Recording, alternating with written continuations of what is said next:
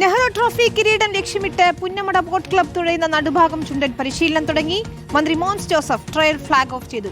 വനിതകളാണ് ടീമിന്റെ ക്യാപ്റ്റനും വൈസ് ക്യാപ്റ്റനും എന്നതാണ് പ്രത്യേകത. 1952 പ്രധാനമന്ത്രിയായിരുന്ന ജവഹർലാൽ നെഹ്റു ആവേശത്തിൽ നടുഭാഗം ചുണ്ടനിൽ ചാടിക്കയറിയതിനെ തുടർന്നാണ് നെഹ്റു ട്രോഫി വള്ളംകളിക്ക് തുടക്കമായത്.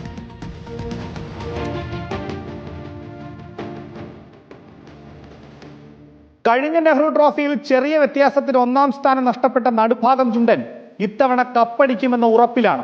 56 ഗോൾ നീളം, 85 തുഴച്ചിലുകാർ, 5 അമരക്കാർ, താളക്കാർ 9 പേർ എന്നിവരടങ്ങുന്നതാണ് ടീമിൽ 21 ഇതര സംസ്ഥാന തുഴച്ചിലുകാരും ഉൾപ്പെടുന്നു. നെഹ്റു ട്രോഫിക്ക് വേദിയാകുന്ന പുന്നമടക്കായൽ തന്നെ പരിശീലനം നടത്തുന്നതും പുന്നമട ബോട്ട് ക്ലബിന് അനുകൂല ഘടകമാണ്. ജനപ്രതിനിധികളും വള്ളംകളി പ്രേമികളും പങ്കെടുത്ത ചടങ്ങിൽ മന്ത്രി മോൻസ് ജോസഫ് ഫ്ലാഗ് ഓഫ് നടത്തി.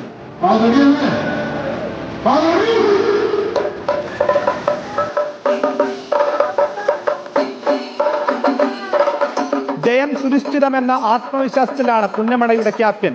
തീർച്ചയായിട്ടും വളരെ വലിയ ഉത്തരവാദിത്വം തന്നെയാണ്. പക്ഷെ എല്ലാവരും മത്സരിക്കാൻ തന്നെ വന്നേക്കുന്ന ആൾക്കാരാണല്ലോ. അപ്പം അതുകൊണ്ട് എനിക്ക് പ്രത്യേകിച്ച് അങ്ങനെ വെല്ലുവിളികളായിട്ടൊന്നും ഇല്ല.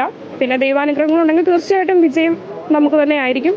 പിന്നെ ബാക്കിയുള്ളവരും അവരുടേതായിട്ടുള്ള രീതിയിൽ അവരും കഷ്ടപ്പെടുന്നുണ്ട്. അപ്പം ഇതൊരു മത്സരമാണല്ലോ. അപ്പം നമ്മൾ അതിനെ ആ ഒരു രീതിയിൽ കാണണമല്ലോ. ചിട്ടയായ പരിശീലനം വിജയം സമ്മാനിക്കുമെന്ന പ്രതീക്ഷ വൈസ് ക്യാപ്റ്റനും പങ്കുവച്ചു.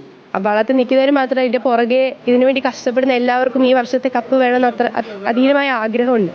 അതിനുവേണ്ടി അവർ ഹാർഡ് വർക്ക് ചെയ്യുന്നുണ്ട്, അവരുടെ പ്രാർത്ഥനയുണ്ട്.